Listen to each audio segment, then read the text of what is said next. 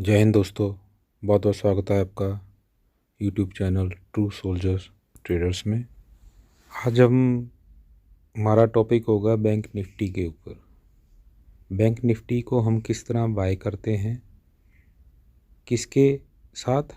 ETF के साथ।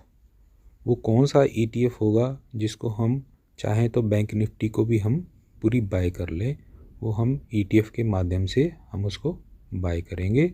वो ETF हमारा होगा निप्पॉन का ETF होगा, जो बैंक 20 के नाम से जाना जाता है। जैसे मैंने कल वाले वीडियो में आपको जो है मार्केट विथ वाच ऐड करना सिखाया था, उसमें ये भी एक ETF था।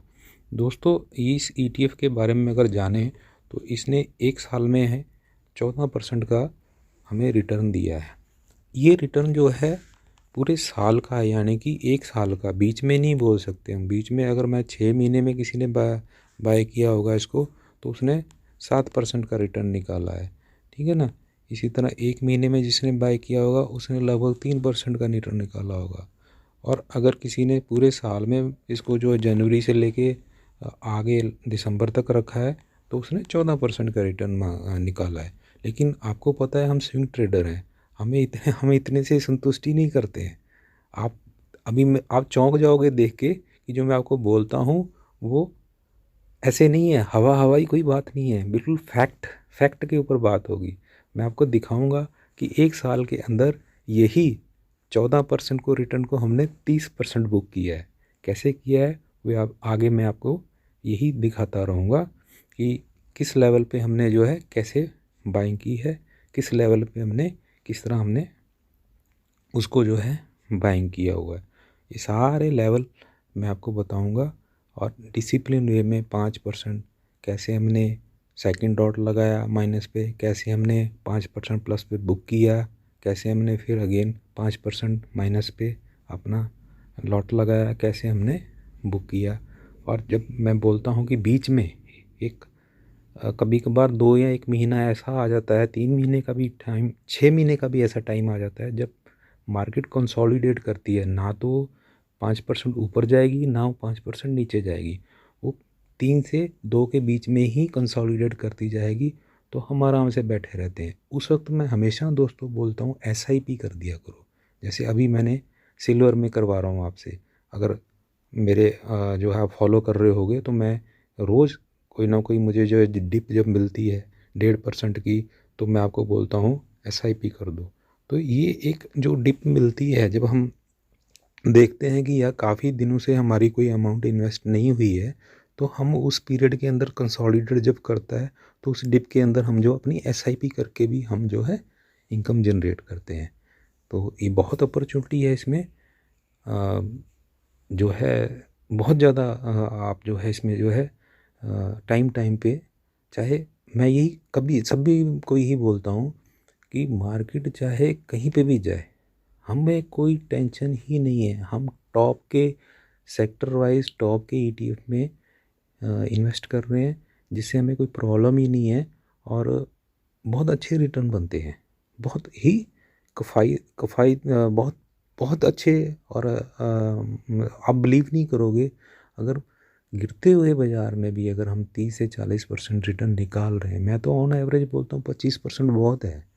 20-25% की अर्निंग साल की बहुत अच्छी अर्निंग है।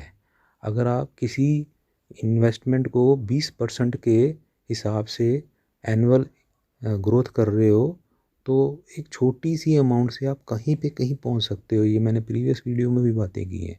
बहुत अच्छे रिटर्न्स आते हैं स्विंग ट्रेडिंग का।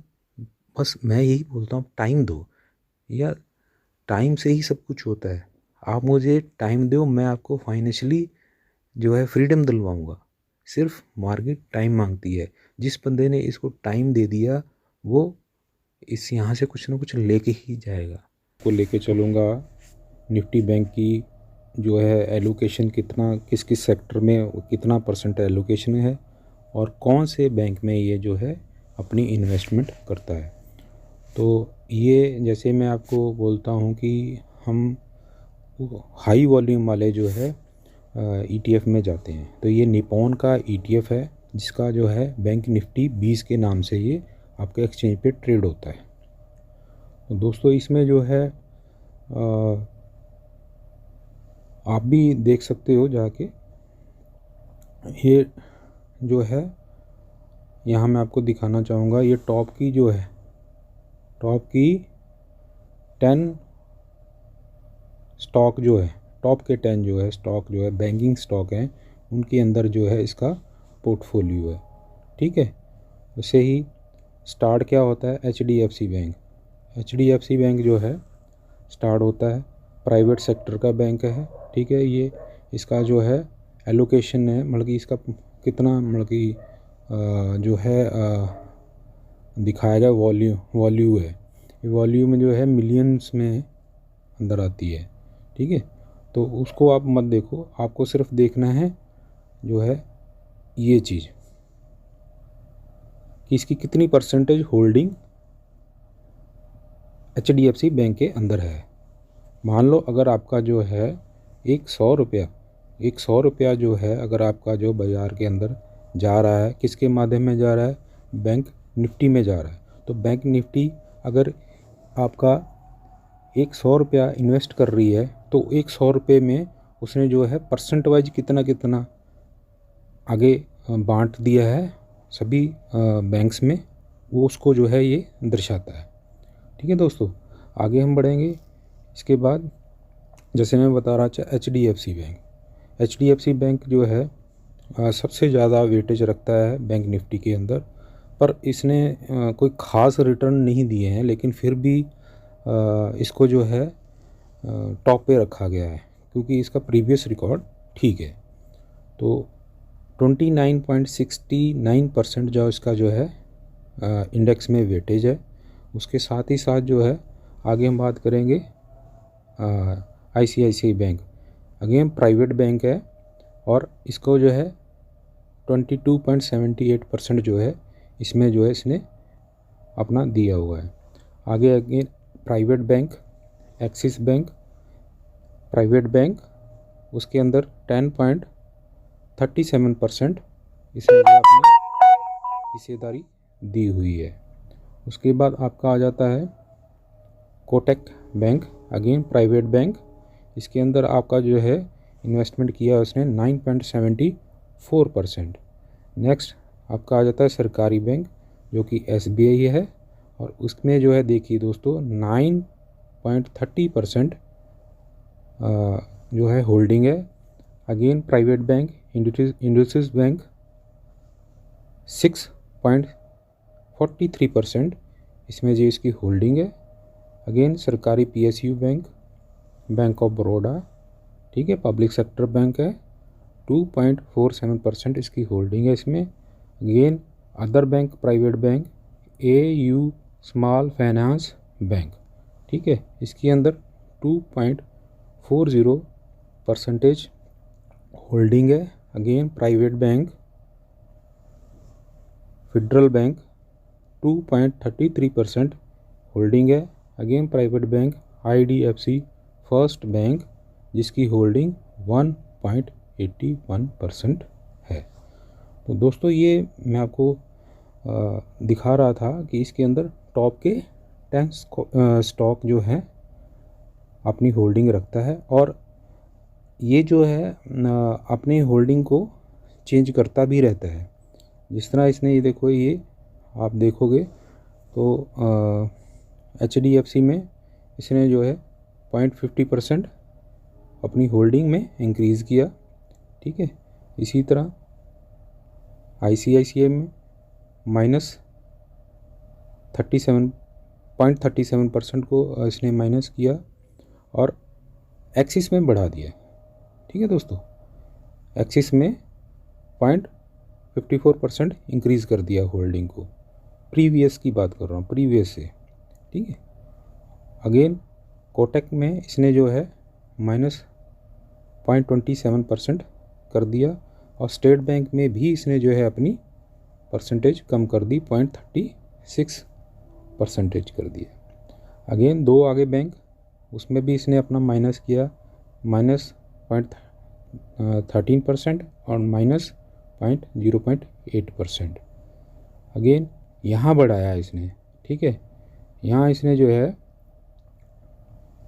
अपना एलोकेशन इसे परसेंट में बढ़ाया 0.16%, एंड इसमें भी इसने जो है 0.02% बढ़ा दिया, और इसमें जो है -0.01% कम किया। तो ये हर एनालिसिस करता रहता है, इसकी यही खूबसूरती है दोस्तों। हमें नहीं मालूम है हम किस स्टॉक में कितना परसेंट लगाना है, कितना लगाना है, ये हमारे बस की बात नहीं है, ना हमारे पास इतना टाइम है और ना हम कर पाते हैं। देखो ये फंड की कितनी खूबसूरती, बढ़िया खूबसूरती है। हर बार ये जो है अपना होल्डिंग चेंज करता रहता है। देखिए ये लास्ट मंथ का है, ये देखिए लास्ट मंथ चेंज है, 1 मंथ में चेंज है। इसी तरह जो है ये आगे भी आप देखेंगे ना, ये 1 ईयर में होल्डिंग कितनी थी, ठीक है, हाईएस्ट होल्डिंग कितनी थी, और 1 ईयर में लोएस्ट कम से कम जो है होल्डिंग कितनी थी। ये सारा मतलब कि एक फैक्ट है, इसके अंदर कोई छुपाव ही नहीं है। इसलिए एनालिसिस करता है, जिसमें मतलब जिसकी परफॉर्मेंस अच्छी नहीं है उसमें अपनी जो है होल्डिंग कम कर देता है, और जिसकी परफॉर्मेंस अच्छी हो रही है उसमें ये अपना एलोकेशन बढ़ा देता है। आशा करता हूँ आप लोगों को मैं समझा पाया हूँ, और देसी बिल्कुल लैंग्वेज में समझा रहा हूँ, इसमें कोई मतलब कि ना समझने वाली बात नहीं है। फिर भी अगर आप लोगों को कुछ डाउट है तो प्लीज़ कमेंट कीजिएगा, व्हाट्सएप कीजिएगा। अगेन जो है मैं कई बार रिक्वेस्ट कर चुका हूँ, सब्सक्राइब कीजिए। चैनल सब्सक्राइब नहीं हो रहा है, सब्सक्राइब कीजिए, शेयर कीजिए, लाइक कीजिए, और मुझे भी मोटिवेट कीजिए ताकि मैं और मोटिवेट हो के आपके साथ जुड़ा रहूं। और अच्छी इन्वेस्टमेंट कीजिए, सेफ़ इन्वेस्टमेंट कीजिए। और बहुत आगे हमारी जर्नी है जो मैंने शुरुआत की है, अभी ये बेसिक है। बेसिक धीरे धीरे जानने की ज़रूरत भी है आप लोगों को। जब आप लोग ये चीज़ें जान जाओगे तो आप अच्छे ट्रेडर और अच्छे इन्वेस्टर बनोगे। शुक्रिया दोस्तों, जय हिंद दोस्तों।